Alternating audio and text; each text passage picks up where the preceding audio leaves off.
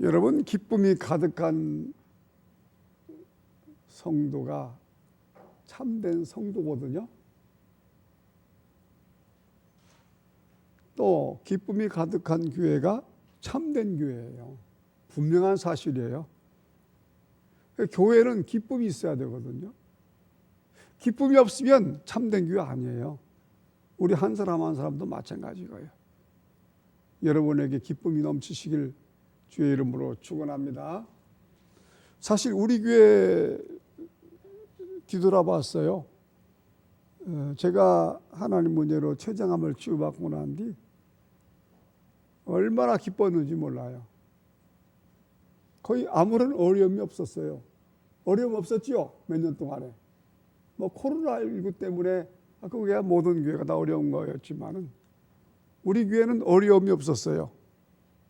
몇 년 동안 저는 계속 기쁨을 누렸어요. 환경이 아니고 오직 하나님의 은혜였습니다. 여러분 기쁘시기 바랍니다. 우리 교회도 기쁜 교회 계속 되길 바랍니다.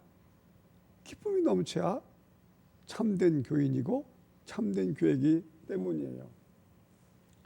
특히 생각을 해보면 우리 교회는요, 전도의 기쁨이 너무나 컸어요. 저는 정말이에요. 얼마나 전도의 기쁨이 컸는지 몰라요. 사실 전도는 가장 어렵잖아요. 그 대신 가장 큰 기쁨을 주더라고요. 이게 전도입니다. 여러분, 사실 이런 기쁨을 세상 어디에서 얻을 수 있겠어요? 도무지 이런 기쁨을 얻을 수가 없어요. 그래서 좀 더 많은 사람이 기쁨을 누리기 위해서 다음 주부터는요, 전도후기를 주부에 싣지 않으려고 그래요. 왜냐하면 결석한 사람들은 주보 못 가지고 가잖아요. 전도후기를 누릴 수가 없어요. 그래서 이제 앞으로는 전도후기를 주보는 싣지 않고 우리 모든 성도님들에게 카톡을 통해서 보내드릴게요. 원래부터 카톡을 통해서 이제 전도후기를 보내는 분들이 있었어요. 그분들이 누구냐면 우리 교회 부교육자 출신 목사님들에게 보냈어요. 지금까지. 그리고 또 각 신학대학교 학생들에게 매주 2번 보냈어요. 모아가지고 보냈어요. 2번씩. 그리고 우리 수원회 목사님들한테도 전도후기를 2번씩 모아가지고 보냈어요. 또한 제가 알고 있는 성도들한테도 또 지인들한테도 이 전도후기를 2번씩 보냈습니다. 이런 스타일로 여러분에게도 매주 2번씩 보내드릴게요. 전도후기만 그렇다는 것이고 또 더 보낼 수 있습니다. 여러분이 설령 매일 전도후기를 받는다 하더라도 귀찮아하거나 자꾸 식상해 하지 말고 잘 읽어보시기 바라요. 여러분 텔레비전 많이 보시죠? 10분의 1만 투자해도요, 얼마든지 글을 읽고 여러분이 기뻐할 수 있고 여러분이 영혼이 살아나게 되는 것입니다. 그렇게 하시고요. 하루 3끼 밥을 먹듯이 꼭 영혼의 양식도 먹어야 여러분의 영혼이 살아나는 거예요. 그렇게 하시고 우리 교회에 주신 하나님의 전도의 기쁨을 여러분도 많이 체험하시기를 간절히 바랍니다. 그리고 더 놀라운 게요, 제가 전도후기를 보내는 곳이 60여 개의 단톡방이었거든요. 물론 페이스북에도 올렸지만, 그런데 어느새 120여 개가 됐더라고요. 그렇게 많이 늘어났어요. 제가 가입한 거 아니거든요. 누가 저렇게 초대한 거예요. 이건 사람의 손길이 아니고요, 하나님께서 좀 더 많은 사람에게 제 전도후기를 보내라고 하는 사인인 줄로 믿고 너무나 감사합니다. 이 사명 감당하는 것이 어렵죠. 사실은 전도할 때마다 전도후기 써가지고 그 많은 단톡방에 전도후기 띄우는 게 보통 일이 아니에요. 그렇지만은 오직 사명이잖아요. 얼마나 놀라운 일입니까? 이제 우리가 전도후기 보내는 곳이 줄어든 게 아니라 배가 더 늘어나게 됐어요. 이게 하나님 역사 아니면 이런 일이 있을 수가 없는 것이거든요. 여러분은 개인적으로 단톡방이 몇 개나 되세요? 예, 알죠? 몇 개 안 되잖아요. 저는 120여 군데가 됩니다. 놀라운 하나님의 역사예요. 하나님 우리 교회 사용하고 계십니다. 전도 열심히 보내라고 하시는 거예요. 여러분 다른 사람보다 여러분이 더 열심히 읽으셔야 되잖아요. 은혜 받으시고 기쁨을 얻으셔야 되잖아요. 전도곡 읽고 기뻐하시기 바래요. 예, 반드시 그렇게 될 줄로 믿습니다. 근데 전도곡이는요, 저는 조금 더 가감하지 않아요. 뭐 없는 것을 쓴다든지 숫자를 늘린다든지 그렇게 하잖아요. 왜냐하면 하나님 보시기 때문이거든요. 하나님 보시는데 어떻게 제가 없는 얘기를 씁니까? 예, 오히려 숫자를 줄이면 줄였지 절대 늘리지 않습니다. 하나님 인정해 주셔야 되거든요. 그리고 전도기는요, 가상의 소설이 아니에요. 실제 역사입니다, 이게. 그래 중요한 거예요. 역사를 있는 그대로 써야 되잖아요, 사실은.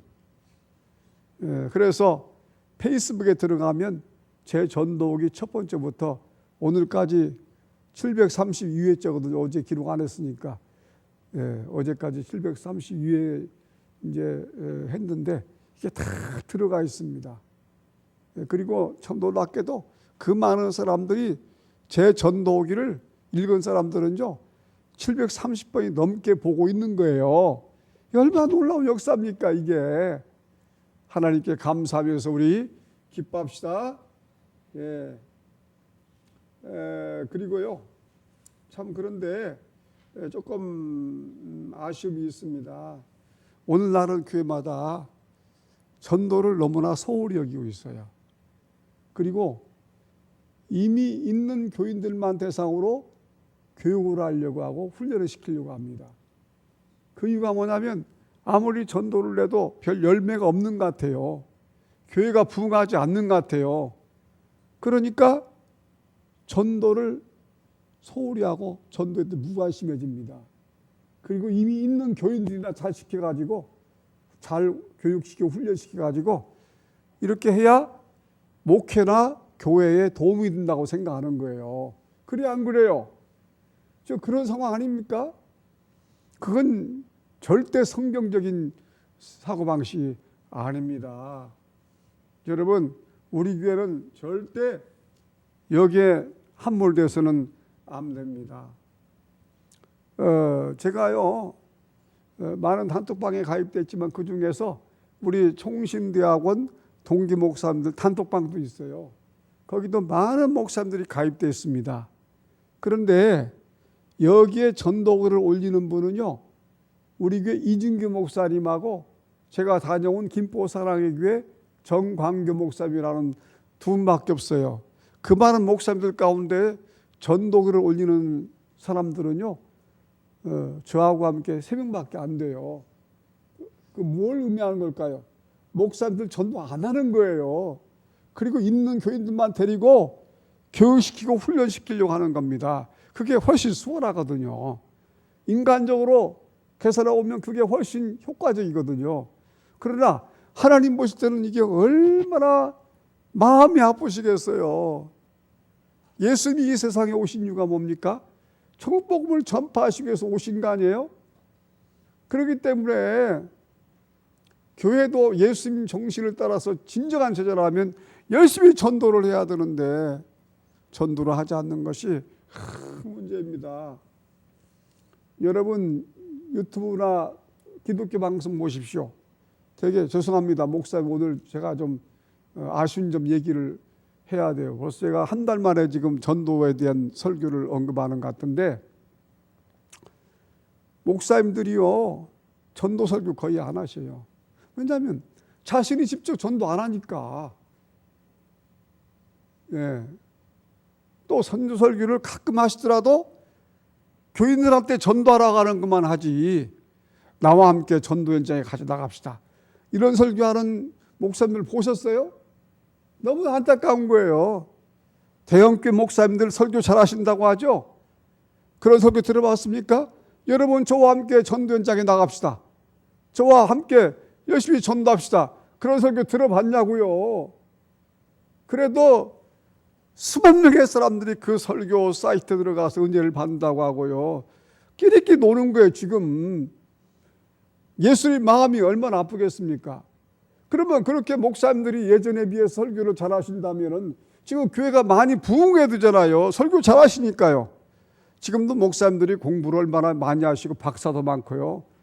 근데 왜 자꾸 교회가 줄어가요? 교회가 어려워집니까? 설교를 너무 잘하시거든요. 전도하지 않기 때문이에요, 이게.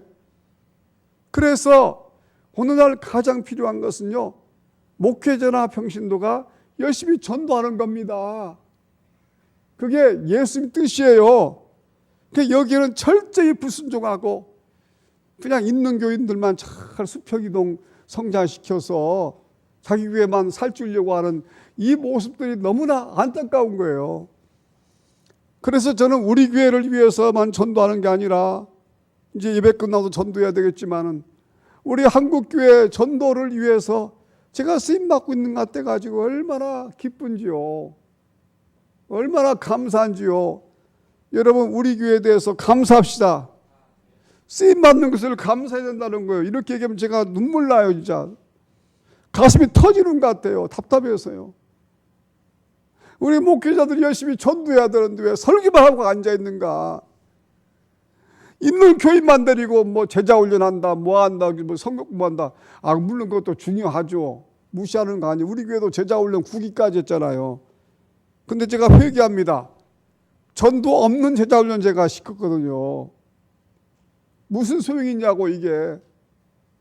차라리 제자 훈련 안 해도요, 전도하는 게 나은 거예요. 하나님 걸 기뻐하신 겁니다. 일단 전도하면요, 그게 참된 제자가 되는 거예요, 이게. 너무나 마음이 안타깝습니다. 그럼에도 불구하고 우리 교회는요, 전도하는 교회이기 때문에 기쁨이 넘치는 교회예요. 저도 기쁨이 넘치는 목회자입니다. 여러분, 우리 열심히 전도합시다. 그래서 제가 여러분에게 지금 카톡방으로 사랑의 전도 편지 보내드리고 있죠. 그거 보시는가요? 그 손가락만 이용하면요, 사용하면 돼요. 잘 알고 있는 사람한테 그거 카피해가지고 복사해가지고 그냥 공유하세요. 그 전도예요. 얼마나 쉬운 전도입니까? 노방 전도는 어렵다고 하지만은 내가 손가락으로 내가 아는 사람들한테 카톡으로 보내는 거야. 뭐가 어렵냔 말이에요. 여러분 열심히 그 전도 합시다. 아시겠죠?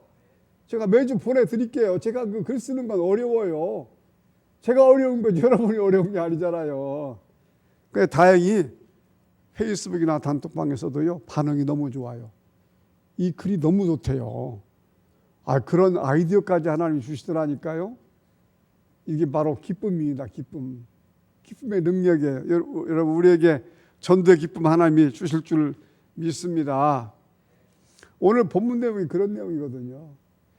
사도 바울이 전도하다가 감옥에 갇혔어요. 제가 이탈리아 로마 가서 사도 바울이 갇혔던 감옥도 가봤고요. 그가 목이 잘려 순교한 참터도 가봤어요. 갇혔던 감옥도 제가 들어가 봤다니까요. 정말 어둡고 차갑고요. 아주 비좁습니다. 거기는 기뻐할 수가 없는 거예요. 전혀. 그런데 사도 바울이 뭐라고 우리를 보니까 기뻐하고 또 기뻐하래요. 빌립보 교인들에게 편지를 써서 기뻐라 기뻐라. 얼마나 기뻐라고 얘기하는지 17번이나 지금 반복해서 얘기하는 거예요. 아니 감옥 안에서 뭐가 기쁠 게 있습니까? 바울도 답답해야죠. 슬퍼야죠. 낙심하고 좌절해야 되잖아요. 안 그래요? 근데 바울은요, 감옥 안에서 자기도 기쁘지만 빌립보 교회 성도들에게 너희들도 기뻐하라는 거예요. 너희들도. 왜? 예수 믿고 구원받았으니까. 죽어도 천국 가니까. 주님이 지켜주시니까요. 주님이 보호해 주시는데 뭐가 슬프자는 거예요. 여러분, 우리에게도 이런 기쁨이 넘치기를 바랍니다. 그래서 본문 4절 7절 보세요. 이 말씀하고 있잖아요. 읽어요. 주 안에서 항상 기뻐하라. 내가 다시 말하노니 기뻐하라. 너희 관용을 보던 사람에게 알게 하라. 주께서 가까우시니라. 아무것도 염려하지 말고 다만 모든 일에 기도와 간구로 너희 구할 것을 감사물 하나님께 하리라. 그리하면 모든 지각에 뛰어난 하나님의 평강이 그리스도 예수 안에서 너희 마음과 생각을 지키시리라. 아멘. 이렇게 기뻐하라잖아요. 여러분, 기뻐하는 게 어려워요? 돈 듭니까? 기뻐하는 걸 배워야 돼요? 아니잖아요. 기뻐하는 건 그냥 내가 맘만 먹으면 기뻐하는 거예요. 성령 충만하면 기쁨이 옵니다. 기뻐합시다. 그냥 기뻐하는 거예요. 설령 내게 슬픈 마음이 찾아와도, 답답한 마음이 생겨도 훌 털고 일어나가지고 주님, 저는 기쁩니다. 이래도 기쁘고 저래도 기쁩니다. 주님이 저와 함께 하시기 때문입니다. 주님이 저를 책임져 주시기 때문입니다. 저는 저 혼자 힘으로 살아갈 수가 없습니다. 전능하신 하나님께서 저와 함께 하시면 제가 어떤 환경에서도 반드시 승리합니다. 할렐루야. 그러면서 기뻐하세요. 주님, 저는 기쁘고 기쁩니다. 이렇게 고백하시길 바랍니다. 근데 이 세상은요, 많이 배운 사람도 있고요, 돈 많은 사람도 있고, 옛날보다 훨씬 가진 건 많지만 기쁜 사람은 없는 것 같아요. 다 얼굴이 그냥 사가 있어요. 길거리 갈 때 그냥 사람들 얼굴 표정 봐요. 기쁜가? 응? 씹어먹은 사람처럼 말이죠. 그냥 고개 푹 숙이고 그냥 무표정하고 그냥 찡그리고 다 그런 사람들이잖아요. 제가 노방주 나오면 사람들 얼굴 보면요, 정말 흉할 정도예요. 응? 전도하는 제가 제일 기쁜 것 같아요. 그냥 얼굴이. 응? 할렐루야. 얼마나 감사한 일입니까? 저는 전도하고 나서 얼굴도 좋아진 것 같아요. 여러분, 안 그러세요? 안 그런가 보네. 저는 그래요. 얼마나 감사한지. 자, 시편 35편 9절 또 읽습니다. 내 영혼아 여호와를 즐거워하며 그의 구원을 기뻐하리로다. 아멘. 따라합시다. 내 영혼아 여호와를 즐거워하며 그의 구원을 기뻐하리로다. 정말 기뻐하실 거죠? 슬퍼하지 않을 거죠? 어떤 환경에서도 예수님과 함께 기뻐하며 살 거죠? 여러분이 그런 분 되기를 바랍니다. 예. 근데 이 세상에는요, 마음이 병든 사람이 얼마나 많은지 몰라요. 지금 우울증 환자들이 얼마나 많이 발생한지 몰라요. 정신과 병원이 그냥 호황이에요, 호황. 잠도 못 자요. 그냥 자기를 저주하고요. 날마다 죽음을 생각하며 사는 사람들이요, 기하급수적으로 불나고 있어요. 옛날보다 훨씬 잘 살잖아요. 편하게 살잖아요. 먹을 것도 많잖아요. 그런데도 왜 자살자들이 많습니까? 기쁘지 않기 때문이거든요. 우울하기 때문이에요. 그러면 안 되는데. 근데 우리 예수 믿는 사람은 달라요. 내가 내 마음으로 기뻐하는 것이 아니라 예수님이 우리에게 주시는 기쁨이 있습니다. 그래서 기뻐할 수 있는 거예요. 여러분, 우리 기쁨의 옷을 입고 살아갑시다. 슬픔의 옷은 빨리 걷어버리세요. 기쁨의 옷이에요. 사람이 어떤 옷을 입느냐에 따라 가지고 그 생각이 달라집니다. 여러분, 남자들 보세요. 남자들이 신사복 입을 때는 그나마 나아요. 근데 예비군복 입혀보세요. 확 달라집니다. 저도 예비군장 훈련 가가지고 많이 같이 어울려봤지만은 일단 예비군복을 입으면요, 오줌도 아무데나 싸요. 그냥 행동도 거칠게 아무렇게 한다니까요. 옷이 중요한 것입니다. 여러분, 우리는요, 예수 옷을 입고 있는 거예요. 이게 불신자하고는 전혀 다른 겁니다. 이게 얼마나 감사한 일이에요. 그래, 이걸요, 제 말이 아니라 그런 말이 있거든요. 슈트 세라피라고 하는 건데, 이 슈트 세라피가 뭐냐면 의복 치료입니다. 사람에게 옷을 잘 입히면요, 그것이 치료효과가 있다는 거예요. 치료효과가. 어떤 옷을 입느냐에 따라 가지고 효과가 있다는 거예요. 여러분, 우리는요, 빨리 기쁨의 옷으로 갈아입어야 돼요. 예수 옷으로 갈아입어야 됩니다. 그러면 기뻐할 수 있는 거예요. 나는 무능하지만 예수님은 전능하시잖아요. 예수님께 팍 맡기고 사는 거예요. 그냥 아유 그냥 이래라 저래라 그냥 맡기고 사는 거예요. 여러분 우리 교회 이 성전 건축도 돈이 있어서 했습니까? 돈? 땅 팔 돈도 없었어요. 그냥 무조건 시작한 거예요. 왜 그랬을까요? 예수님 믿었기 때문이에요. 아유 하나님이 알아서 하시는 거지 뭐. 그랬더니 이 멋있는 교회가 건축된 겁니다. 신도시 교회도 마찬가지예요. 그냥 이 교회를 지어주실 하나님이 신도시 교회도 안 지어주시겠어요? 더 멋있게 지어주시는 거죠. 아멘. 저는 우리 교회 1층 카페를 생각해 보고 있는데 불신자 오게 하기 위해서요. 그리고 또 재정적으로 도움이 됐으면 좋겠어요. 지금도 가슴이 벌렁벌렁 떼요. 그때는 제가 은퇴했겠죠? 은퇴해서 할 일이 뭐가 있습니까? 와가지고 커피 한 잔 탁 마시면서 그냥 카페에 들어온 사람들 보면서 얼마나 마음이 흐뭇할까? 이런 생각하면 더 기쁜 거예요. 마음이 그냥. 여러분 우리 기뻐합시다. 기뻐하며 믿음으로 전진하면요. 나머지 하나님이 책임지신다니까요. 여러분 자녀도 마찬가지. 자녀도 직장 사업도 마찬가지고 건강도 마찬가지고 하나님께 맡기고 사시길 바랍니다. 기뻐합시다. 네. 자, 우리 요한복음 16장 22절 또 있습니다. 지금은 너희가 근심하나 내가 다시 너희를 버리니 너희 마음이 기쁠 것이요 너희 기쁨을 빼앗을 자가 없으리라. 아멘. 따라합시다. 너희 기쁨을 빼앗을 자가 있으리라. 할렐루야. 없대요. 누가 우리 기쁨을 빼앗냐고. 대통령이 빼앗아요. 뭐 국회의원이 빼앗아요. 뭐 형사가 빼앗아요. 아무도 내 기쁨을 빼앗을 수가 없습니다. 그래서 믿는 사람들 얼굴이 늘 밝아야 돼요. 해바라기 돼야 됩니다. 주바라기 돼야 되고. 얼굴 펴세요 좀. 아멘. 우리는 기쁜 얼굴하고 살아야 됩니다. 사도 바울도 이렇게 기뻐했습니다. 사도 바울 너무나 어려웠죠. 누구 하나 같이 옆에 있는 사람 없고 대화도 할 수 없었고, 제가 감옥에 들어가 보니까요, 사도 바울도 같이 감옥에 로마에 가서 들어가 봤다니까요. 한 사람 겨우 들어가요. 지금처럼 뭐 10명, 20명 수용할 수 있는 방이 아닙니다. 지금 감옥은요 호텔이에요. 사도 바울 갇힌 감옥 보니까요 지하입니다.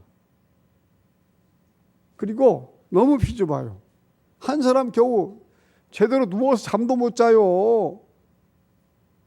제가 여기 가가지고 정말 아이고 우리 바울님이 여기 갇혔었네. 근데 바울은 기뻐하래요. 그냥 누구 같이 얘기할 사람도 없고요. 그 다음에 바로 사도 바울이 목이 잘려서 순교했거든요. 그 참수터가 거기서 감옥에서 50m도 안 돼요. 거리가. 제가 사도 바울이 순교하기 위해서 걸었던 길도 걸어봤어요. 도착받기를. 2000년 전에 길 그대로 보존되어 있더라고요. 그런데 그럼에도 불구하고 바울은 자기가 순교할 것을 알면서도 기뻐하고 또 기뻐했던 거예요. 왜? 죽는 순간 천국 가기 때문에. 자기 목숨을 잃는 그 순간에 예수님 만나기 때문에 다시는 사망이었고 애통하는 것이나 혹하는 것이나 아픈 것이 없는 천국 가서 영원히 살기 때문에 전혀 두렵지 않았던 거예요. 우리 뭐가 두려워요? 돈 없어질까 봐 두렵습니까? 건강 없어질까 봐 두려워요? 내 자녀 잘못될까 봐 두려워요? 죽음에 비하면 아무것도 아니잖아요. 우리는 죽어도 기쁘게 죽는 사람들인데 뭐가 그렇게 두렵습니까? 뭐가 그렇게 무섭고 걱정이 돼요? 우리 예수님만 믿고 살아갑시다. 전천의 기쁨이라고. 전천의 기쁨. 그래, 이 자리가 중요한 거거든요. 이 자리가. 이 자리는 여러분이 기쁨 얻는 자리예요. 기쁨을 가지고 집으로 돌아가는 자리입니다. 이 자리가 얼마나 귀한 거예요. 주님 주시는 기쁨이 여러분에게 넘치시기를 간절히 원합니다. 할렐루야. 너무 감사하잖아요. 지금 이제 그런 말이 있어요. 대박, 쪽박, 소박, 한박이란 말이 있대요. 대박, 쪽박, 소박, 한박. 대박을 친 사람이 그만 사업이 망해가지고 쪽박을 잤대요. 쪽박을 사니까 소박하게 살아야 되잖아요. 이렇게 소박하게 살다가 예수를 만난 거예요. 너무 기쁜 겁니다. 구원받은 것이. 그러니까 세상 모든 것이 다 사라졌지만 너무 기쁘고 감사한 거예요. 비록 쪽박을 쳐서도 감사한 거 예수 만나고 보니까. 그래서 온 가족이 단가방에 살면서도 한박 웃음을 지며 살았대요. 이게 주님의 은혜의 능력입니다. 아멘. 여러분 가정이 한박 웃음 가정 되기 바라요. 온 가족이 한박 웃음을 지며 살기를 바랍니다. 그래야 행복한 거 아닙니까? 부자가 더 행복하다면 누가 부자 행복 반드시 이꼴되는 거 아니에요. 부자라고 해도요, 얼마나 슬픈 가정 많은지 몰라요. 맨날 싸우긴 하고요. 이런 가정이 얼마나 많은지 모릅니다. 우리는 세상에 많은 걸 가져서 행복한 것이 아니라 오직 예수님 한 분 때문에 행복한 겁니다. 아멘. 이제 성탄절이잖아요. 오늘이 이제 12월 첫 주일이고 이제 성탄의 날인데 이 성탄의 날에 여러분에게 기쁨이 넘치기 바랍니다. 왜 기뻐요? 예수 탄생. 그렇죠? 그런데요, 그 당시 예수님이 탄생할 때 정치인들이 기뻐했습니까? 소동났어요. 아니에요. 예? 학자들이 기뻐했습니까? 아니에요. 심지어 종교인들이 기뻐했나요? 아닙니다. 그때 제일 기뻐했던 사람이 누구냐면 목자들이었어요. 목동들. 왜? 천사들이 예수 탄생 소식을 알려줬거든요. 목자들 이 소식을 듣고 그냥 얼마나 기뻤던지요. 그 당시 목자들은요, 사회적으로 가장 신분이 천한 사람들이었어요. 목자들하고는 어울리지 않았습니다. 도둑 취급을 당했어요. 그 사람들은요, 성전이나 회당도 갈 수가 없었던 사람들이에요. 아무도 사람 취급을 해주지 않는 낮고 천한 사람들이었습니다. 그럼에도 불구하고 천사가 높은 사람들한테 나타나가지고 예수 탄생한다 가르쳐 준 게 아니라 목자들, 목동들에게 나타나가지고 이 사실을 가르쳐 줘가지고요, 베들레헴 마हु간으로 달려가가지고 요셉과 마리아에게 이 소식을 알려준 겁니다. 여러분, 우리도 이처럼 목자들처럼 순수하기 바랍니다. 깨끗하길 바라요.